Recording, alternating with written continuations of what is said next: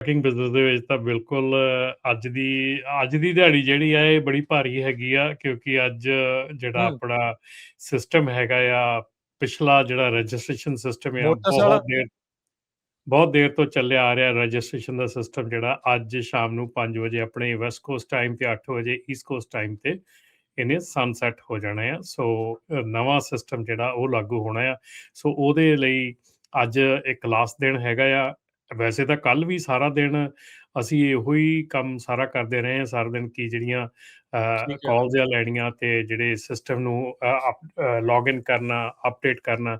ਸੋ ਇਹ ਸਾਰੀਆਂ ਚੀਜ਼ਾਂ ਜਿਹੜੀਆਂ ਕਰਦੇ ਰਹੇ ਆ ਕਿ ਸਿਸਟਮ FMCSA ਦਾ ਜਿਹੜਾ ਪੋਰਟਲ, ਜਿਹੜਾ ਐਗਜ਼ਿਸਟਿੰਗ ਪੋਰਟਲ ਹੈ ਇਸ ਵੇਲੇ ਕਾਫੀ ਸਲੋ ਚੱਲ ਰਿਹਾ ਹੈਗਾ। ਸੋ ਇਸ ਕਰਕੇ ਪਲੀਜ਼ ਬੀ ਪੇਸ਼ੈਂਟ ਜੇ ਤੁਸੀਂ ਲੌਗਇਨ ਕਰਕੇ ਟਰਾਈ ਕਰ ਰਹੇ ਆ, ਪਰ ਮੇਕ ਸ਼ੋਰ ਤੁਸੀਂ ਇੰਨਾ ਜ਼ਰੂਰ ਕਰ ਲਿਓ ਕਿ ਇੱਕ ਵਾਰੀ ਲੌਗਇਨ ਕਰਕੇ ਆਪਣਾ ਚੈੱਕ ਕਰ ਲਿਓ ਕਿ ਤੁਹਾਡੀ ਜਿਹੜੀ ਈਮੇਲ ਐਡਰੈਸ ਆ, ਤੁਹਾਡੇ ਜਿਹੜੇ ਸਾਰੇ ਕੰਟੈਕਟਸ ਆ, ਸਾਰਾ ਕੁਝ ਆ ਉਹ ਸਹੀ ਹੈਗਾ। ਸੋ ਉਹਦੇ ਨਾਲ ਕੀ ਜਿਹੜਾ ਨਵਾਂ ਸਿਸਟਮ ਹੈਗਾ ਉਹਦੇ ਵਿੱਚ ਜਦੋਂ ਤੁਸੀਂ ਕਲੇਮ ਕਰਨਾ ਹੈਗਾ ਆ ਆਪਣਾ ਅਕਾਊਂਟ, ਤੇ ਉਦੋਂ ਤੁਹਾਨੂੰ ਕੋਈ ਪ੍ਰੋਬਲਮ ਨਾ ਆਵੇ। ਕਿਉਂਕਿ ਜੇ ਤੁਸੀਂ ਇਹ ਚੀਜ਼ ਨਹੀਂ ਕੀਤੀ, ਤੁਹਾਡੀ ਕੋਈ ਵੀ ਇਨਫੋਰਮੇਸ਼ਨ ਜਿਹੜੀ ਉਹ 'ਚ ਠੀਕ ਨਹੀਂ ਹੈਗੀ, ਤੇ ਇਸ ਤੋਂ ਬਾਅਦ ਅੱਜ ਸ਼ਾਮ ਨੂੰ 5 ਵਜੇ ਤੋਂ ਬਾਅਦ ਵੈਸਟ ਕੋਸਟ ਟਾਈਮ ਤੋਂ ਤੁਹਾਨੂੰ ਫਿਰ ਹਰ ਇੱਕ ਚੀਜ਼ ਜਿਹੜੀ ਆ ਉਹ ਮੈਨੂਅਲੀ FMCSA ਨੂੰ ਕਾਲ ਕਰਕੇ ਮੈਨੂਅਲੀ ਆਇਡੈਂਟੀਟੀ ਜਿਹੜੀ ਆ ਵੈਰੀਫਿਕੇਸ਼ਨ ਤੁਹਾਡੇ ਬਿਜ਼ਨਸ ਦੀ, ਇਹ ਸਾਰਾ ਕੁਝ ਜਿਹੜਾ ਮੈਨੂਅਲੀ ਕਰਨਾ ਪੈਣਾ ਆ, ਤਾਂ ਜਾ ਕੇ ਤੁਹਾਡਾ ਅਕਾਊਂਟ ਜਿਹੜਾ ਉਹ ਵਰਕਿੰਗ ਹੋਣਾ ਆ।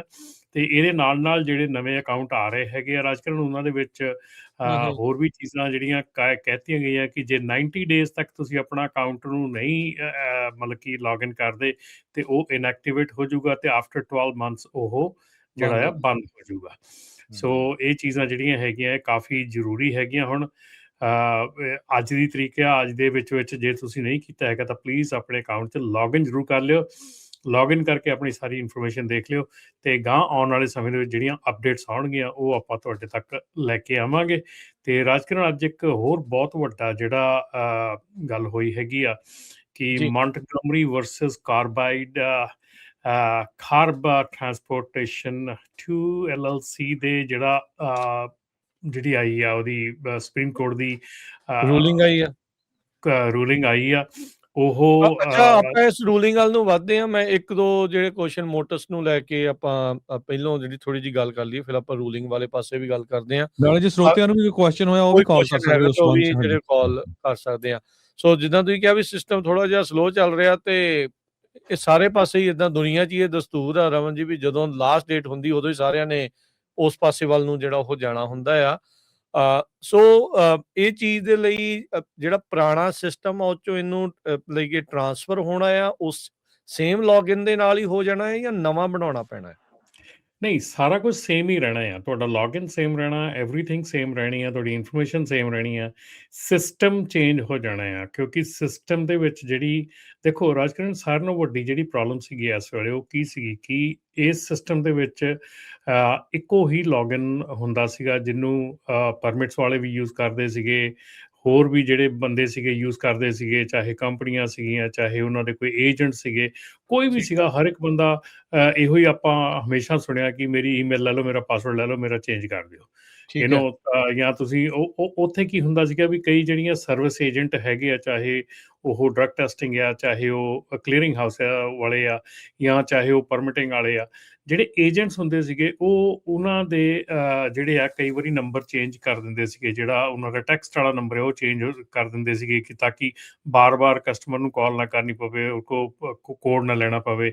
ਕਈ ਵਾਰੀ ਈਮੇਲ ਤੱਕ ਵੀ ਚੇਂਜ ਹੋ ਜਾਂਦੀ, ਨਵੀਆਂ ਈਮੇਲਾਂ ਤੱਕ ਵੀ ਲੋਕਾਂ ਨੇ ਬਣਾ ਕੇ ਤੇ ਉਹਦੇ ਵਿੱਚ ਪਾਤੀਆਂ ਤਾਂ ਕਿ ਉਹਨਾਂ ਨੂੰ ਸਾਈਨ ਇਨ ਕਰਨਾ ਸੌਖਾ ਰਹੇ, ਈਜ਼ੀ ਰਹਿ ਜਾਵੇ ਸਾਰਾ ਕੁਝ ਕਰਨਾ। ਠੀਕ ਆ।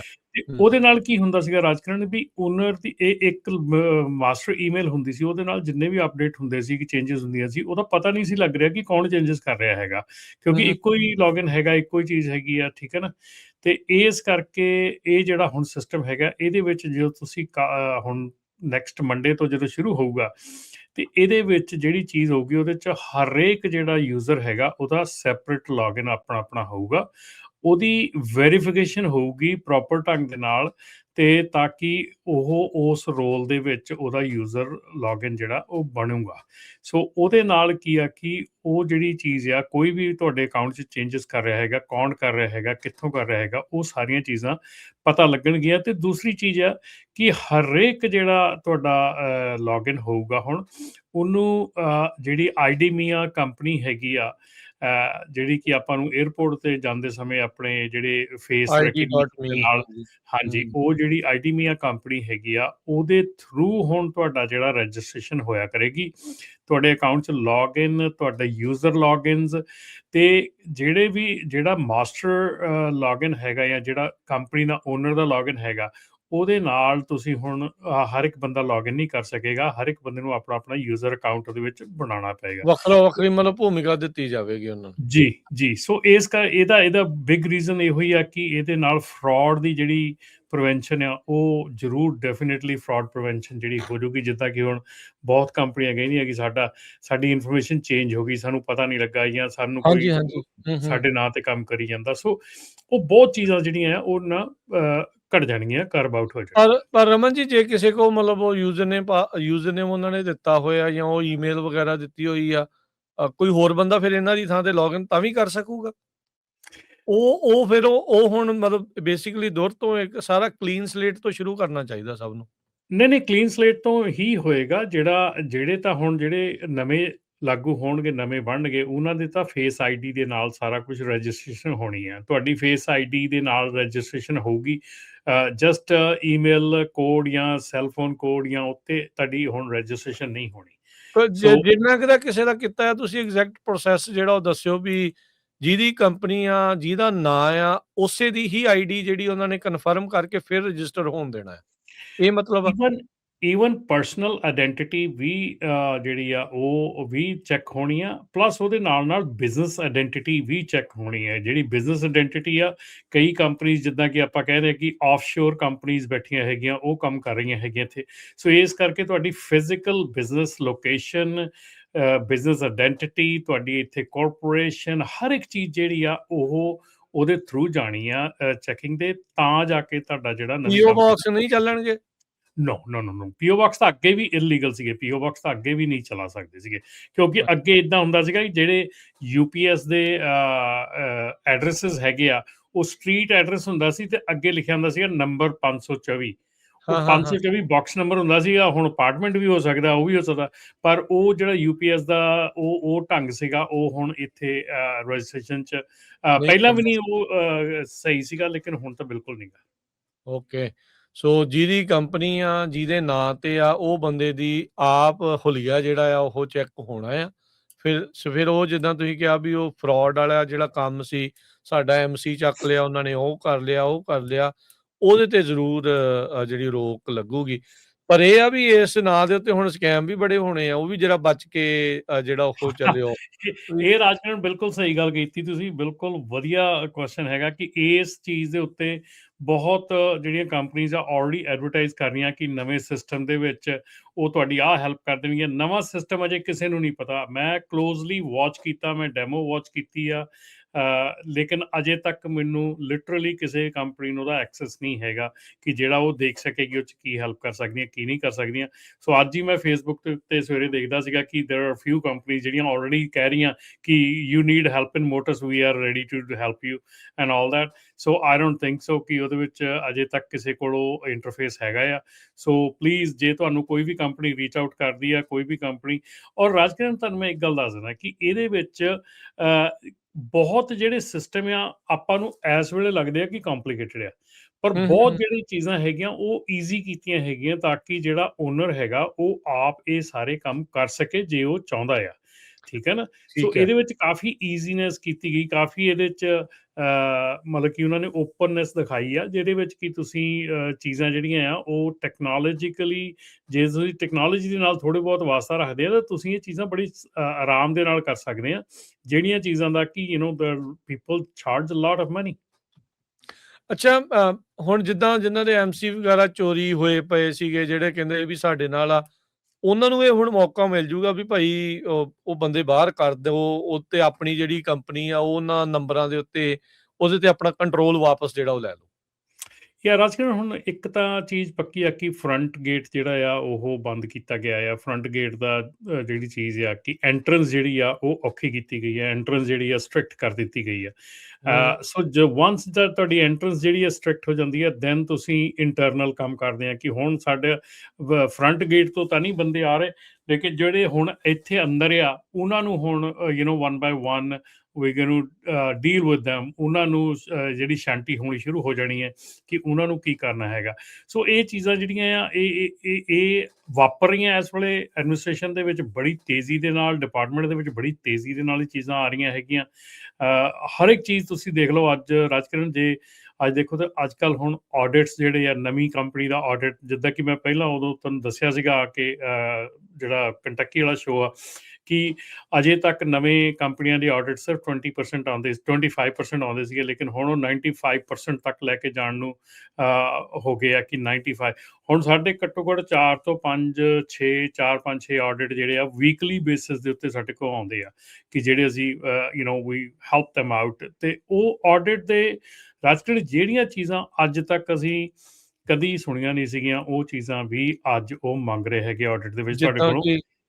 ਜਿੱਦਾਂ ਕਿ ਇੱਕ ਤਾਂ ਜਿਹੜੀ ਡਰਾਈਵਰ ਹਾਇਰਿੰਗ ਆ ਉਹਦੇ ਉੱਤੇ ਇੰਨਾ ਕੁ ਜ਼ਿਆਦਾ ਸਟ੍ਰੈਸ ਕਰ ਰਹੇ ਆ, ਕਿਉਂਕਿ ਡਰਾਈਵਰ ਹਾਇਰਿੰਗ ਦੀ ਉਹਦੀ ਬੈਕਗਰਾਊਂਡ ਚੈੱਕ, ਉਹਦੀਆਂ ਪਿਛਲੀਆਂ ਕੰਪਨੀਆਂ ਦੇ ਰੈਫਰੈਂਸ ਚੈੱਕ, ਉਹਦੀ MVR ਰਿਪੋਰਟ, ਉਹਦੀ PSP ਰਿਪੋਰਟ, ਤੁਸੀਂ ਕਿੱਦਣ ਡਰਾਈਵਰ ਹਾਇਰ ਕੀਤਾ ਸੀਗਾ, ਕਿੱਦਣ ਡਰਾਈਵਰ ਫਾਇਰ ਕੀਤਾ ਆ, ਕਿੱਦਣ ਤੁਸੀਂ ਉਹਦੀ MVR ਰਿਪੋਰਟ ਪੁੱਲ ਕੀਤੀ ਆ, ਕਿੱਦਣ ਤੁਸੀਂ ਉਹਦੀ ਕਲੀਅਰਿੰਗ ਹਾਊਸ ਰਿਪੋਰਟ ਪੁੱਲ ਕੀਤੀ ਆ, ਕੁਐਰੀ ਪੁੱਲ ਕੀਤੀ ਆ। ਈਚ ਐਂਡ ਐਵਰੀ ਡੀਟੇਲ ਮੰਗ ਰਹੇ ਆ। ਸੋ ਇਹ ਆ ਕਿ ਜੇ ਤੁਹਾਡੇ ਕੋਲ ਅੱਜ ਮੰਨ ਲਓ ਕਿ 3 ਡਰਾਈਵਰ ਆ, ਤੁਸੀਂ 3 ਡਰਾਈਵਰ ਰਨ ਕਰ ਰਹੇ ਆ, ਪਰ ਪਿਛਲੇ ਸਾਲ ਤੁਸੀਂ 5-6 ਡਰਾਈਵਰ ਹਾਇਰ ਕੀਤੇ ਚਲੇ ਗਏ, ਹੈ ਨਾ, ਉਹਨਾਂ ਦਾ ਰੈਕਡ ਕਿੱਥੇ ਆ, ਉਹਨਾਂ ਦਾ ਡਾਟਾ ਕਿੱਥੇ ਆ, ਜਿਹੜੇ ਹਾਇਰ ਕੀਤੇ ਸੀ ਔਰ ਹਾਇਰ ਕਰਨ ਤੋਂ ਬਾਅਦ ਚਲੇ ਗਏ ਆ, ਉਹਨਾਂ ਦੀਆਂ ਚੀਜ਼ਾਂ ਕਿੱਥੇ ਆ। ਸੋ ਬੜੀਆਂ ਡੀਟੇਲ ਦੇ ਵਿੱਚ ਡਰਾਈਵਰ ਹਾਇਰਿੰਗ ਦੇ ਉੱਤੇ ਜਿਹੜਾ ਜ਼ੋਰ ਦਿੱਤਾ ਜਾ ਰਿਹਾ ਹੈਗਾ।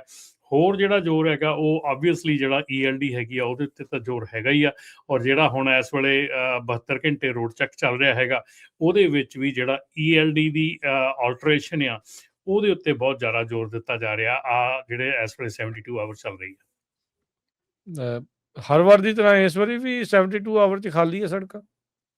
ਸੜਕਾਂ ਖਾਲੀ ਆ ਜੀ। ਕੱਲ੍ਹ ਮੈਨੂੰ ਪਤਾ ਲੱਗਾ ਕਿ ਰੇਟ ਜਿਹੜੇ ਆ, ਸਪੌਟ ਰੇਟ ਹੈਗੇ ਆ, ਉਹ ਟੋਟਲੀ ਸਪਾਈਕ ਕਰ ਗਏ ਸੀਗੇ, ਬਹੁਤ ਜ਼ਿਆਦਾ ਇਹ 3 ਦਿਨਾਂ ਨੇ ਸਪਾਈਕ ਕੀਤੇ ਹੈਗੇ।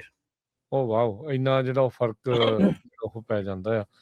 ਤੇ ਪਰ ਹੁਣ ਮਸਲਾ ਤਾਂ ਇਹੀ ਆ, ਹੁਣ ਤੁਸੀਂ ਆਡਿਟ ਦਾ ਵੀ ਦੱਸਿਆ, ਆਪਾਂ ਮੋਟਰਸ ਦਾ ਵੀ ਜਿਹੜਾ ਦੱਸਿਆ, ਤੇ ਇਸ ਵਾਰੀ ਫੋਕਸ ਤਾਂ ਮੈਨੂੰ ਲੱਗਦਾ ਇੰਗਲਿਸ਼ ਪ੍ਰੋਫੀਸ਼ੀਐਂਸੀ ਤੇ ਵੀ ਇਹਨਾਂ ਨੇ ਰੱਖਣਾ ਹੈ ਕਿ ਨਹੀਂ? ਇਹ ਦੂਜੇ ਉਹ ਤਾਂ ਰਾਜਕਿਰਨ ਉਹ ਤਾਂ ਹੁਣ ਆਲਮੋਸਟ ਐਵਰੀ ਡੇ ਦਾ ਹੀ ਕੰਮ ਬਣ ਚੁੱਕਿਆ ਹੈਗਾ। ਤੇ ਜਿਹੜੀ ਇੱਕ ਖਬਰ, ਸਾਡੇ ਇੱਕ ਕਲਾਇੰਟ ਹੈਗੇ ਆ, ਉਹਨਾਂ ਦਾ ਇੱਕ ਡਰਾਈਵਰ ਜਿਹੜਾ ਆ, ਉਹ ਕੱਲ੍ਹ ਕਿ ਪਰਸੋਂ ਦੀ ਗੱਲ ਹੈਗੀ ਆ, ਐਰੀਜ਼ੋਨਾ ਤੋਂ ਆ ਰਹੇ ਸੀਗੇ, ਨਾਨ ਡੋਮਿਸਾਈਲ ਲਾਇਸੈਂਸ ਸੀਗਾ। ਇੱਕ ਨਾਲ ਜਿਹੜਾ ਚਲਾ ਰਿਹਾ ਸੀ ਉਹ ਗ੍ਰੀਨ ਕਾਰਡ ਹੋਲਡਰ ਸੀਗਾ। ਸੋ ਉਹਨਾਂ ਨੇ ਐਰੀਜ਼ੋਨਾ ਦੇ ਵਿੱਚ ਮਤਲਬ ਕਿ ਰਾਸਤੇ ਤੇ ਖੜਿਆਂ ਨੂੰ ਹੀ ਉਹ ਡਰਾਈਵਰ ਨੂੰ ਪਿੱਛੋਂ ਬੰਕ 'ਚੋਂ ਉਠਾ ਕੇ ਤੇ ਲੈ ਗਏ ਨਾਲ, ਤੇ ਬਾਕੀ ਦੂਸਰੇ ਨੂੰ ਕਿਹਾ ਵੀ ਤੂੰ ਆਪਣਾ ਟਰੱਕ ਲੈ ਜਾ। ਸੋ ਗ੍ਰੀਨ ਕਾਰਡ ਵਾਲੇ ਨੂੰ ਕਿਹਾ, ਦੂਜੇ ਨੂੰ ਲੈ ਗਏ ਤੇ ਇਹਨੂੰ ਰੱਖ ਲਿਆ। ਹਾਂਜੀ, ਸੋ ਇਹ ਚੀਜ਼ ਅਜੇ ਵੀ ਸਟਿਲ ਵਾਪਰ ਰਹੀ ਹੈਗੀ ਆ, ਕਿਉਂਕਿ ਮੈਂ ਜ਼ਿਆਦਾ ਇਹ 'ਤੇ ਗੱਲ ਤਾਂ ਨਹੀਂ ਕਰਦਾ ਹੈਗਾ ਕਿਉਂਕਿ ਐਵੇਂ ਆਪਾਂ ਕੇਓਸ ਨਹੀਂ ਬਣਾਉਣੀ ਚਾਹੁੰਦੇ, ਆਪਣੀ ਕਮਿਊਨਿਟੀ ਦੇ ਵਿੱਚ ਕੇਓਸ ਨਹੀਂ ਕਰਨੀ ਚਾਹੁੰਦੇ। ਪਰ ਇਹ ਆ ਕਿ if you are working as a non domicile, you better be careful, ਕਿਉਂਕਿ ਸਿਚੁਏਸ਼ਨਸ ਜਿਹੜੀਆਂ ਆ ਉਹ ਕਾਫੀ ਜਿਹੜੀਆਂ ਵਿਗੜਦੀਆਂ ਜਾ ਰਹੀਆਂ। ਕਰੈਕਟ ਆ ਕੰਮ ਜੀ।